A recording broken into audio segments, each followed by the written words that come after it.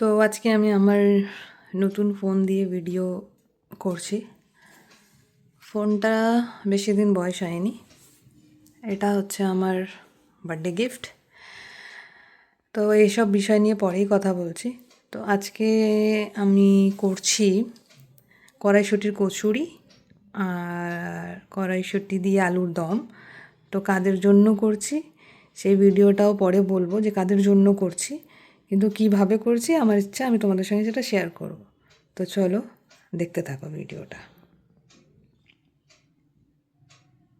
তো এখানে হয়ে গেছে আলু আর মটরশুঁটিকে একটুখানি বয়েল করে নিয়েছি যাতে তাড়াতাড়ি হয়ে যায়।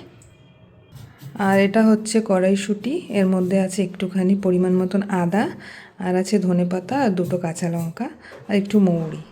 তো এটা আমি পেস্ট করে রেখে দিয়েছি, কারণ এখন দেখে বুঝতেই পারছো যে এখন কিন্তু বেলা। তো এটা আমি সব রেডি করে রাখছি, হবে সন্ধেবেলায়।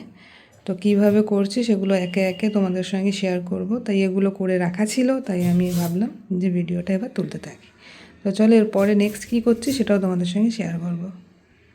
এর মধ্যে আছে রসুন, টমেটো, পেঁয়াজ আর গুঁড়ো মশলাকে আমি ভিজিয়ে রেখেছি। ভিজিয়ে রাখলে স্বাদটা ভালো হয়। তো এটাও আমি রেডি করে রেখেছি যাতে এটা ভিজতে একটু সময় লাগবে। পরেরটা আমি পরে আনছি, দেখতে থাকো। এখানে হয়ে গেছে রেডি আলুর দম। পরে মটরশুঁটিটা বাকি আছে যাওয়া।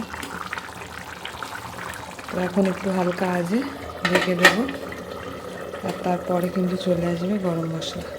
এটা হচ্ছে আমার হাতে বানানো গরম মশলা, যেটা আমি ইউজ করি, আমি কিনে ইউজ করি না। তো চলো আলুর দমটা রেডি হয়ে গেছে। এবার কড়াইশুঁটির কচুরিটা কীভাবে তৈরি করব সেটা তোমাদের সঙ্গে শেয়ার করব।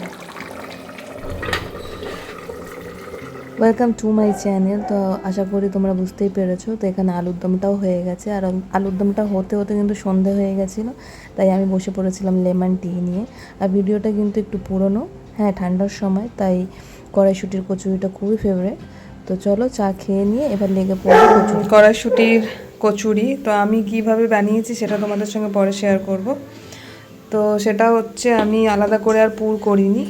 আমি এটার মধ্যে হিং, একটু স্বাদ মতন নুন, একটু চিনি আর কালো জিরে, একটু ঘি আর তেল দিয়ে ময়ান করে তারপর ভালো করে মেখে কিছুক্ষণ রেখে দিয়েছিলাম। আর তারপরে কিন্তু একবারে লেচি করে নিয়েছি। তো চলো দেখাই। আশাদি বেলছে,